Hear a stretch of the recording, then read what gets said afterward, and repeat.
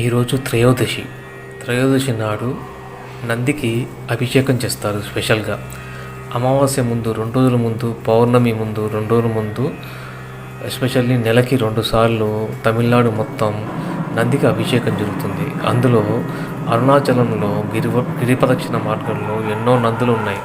అన్ని నందులకి అభిషేకం స్పెషల్గా చేస్తారు. అలాగే టెంపుల్లో ఉన్న పెద్ద నందికి అభిషేకం చేస్తారు, గుడి లోపల ఉన్న నందికి అభిషేకం చేస్తారు. అలాగే ఆది అన్నామలై గుడిలో అభిషేకం చేస్తారు. 8 లింగాలు ఉంటే 8 లింగాల్లోనూ అభిషేకం చేస్తారు. ఇలా తమిళనాడు మొత్తం యావత్తు నందికి ప్రదోషం టైంలో త్రయోదశి నాడు అభిషేకం చేస్తారు. ఈ అభిషేకానికి పెద్ద టెంపుల్ దగ్గర ఎక్కువ మంది జనాలు కూర్చోడానికి స్పేస్ ఉంటుంది. పెద్ద నందికి స్పెషల్ అభిషేకం చేస్తారు. భక్తి పాటలతో ప్రవశించిపోతారు. ఈరోజు అభిషేకంది ఇది. నేను ఆది అన్నామలైలో ఉన్నాను.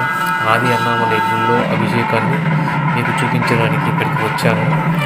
ఆది అన్నామలై గుళ్ళో సిద్ధులు కొలువై ఉంటారు. ఇక్కడ రమణ మహర్షి వారు చెప్పారు, ఇక్కడ దేవతలు వచ్చి పూజ చేస్తారు అని చెప్పారు. ఇక్కడ సొరంగ మార్గం ఉంది.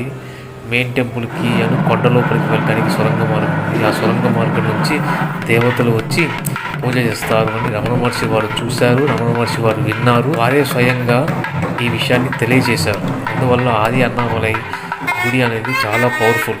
ఎంతోమందికి ఆది అన్నామలై గుడి ఉందన్న సంగతి తెలుసు, కానీ అక్కడికి వెళ్ళి దర్శనం చేసుకోవడం అనేది చాలా అరుదు. ఎక్కువ శాతం ఎవరూ వెళ్ళరు. ఆది అన్నామలై గుడి అనేది చాలా పవర్ఫుల్. అక్కడ సిద్ధులు కొలువే, అక్కడ సాధన చాలా బాగా కుదురుతుంది. మీరు వచ్చినప్పుడు కంపల్సరీ ఆది అన్నామలై గుడికి వెళ్ళండి. నందికి అభిషేకం అనే స్వయంభూ లింగానికి అభిషేకం చేస్తారు.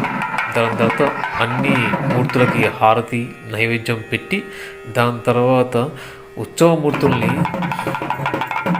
తీసుకొచ్చి గుడి చుట్టూ ఒక ప్రదక్షిణ చేసి, ఆ ఉత్సవమూర్తులు ఉన్నప్పుడు అక్కడ ఉన్న భక్తులు ఆ ఉత్సవమూర్తుల చుట్టూ తిరుగుతారు.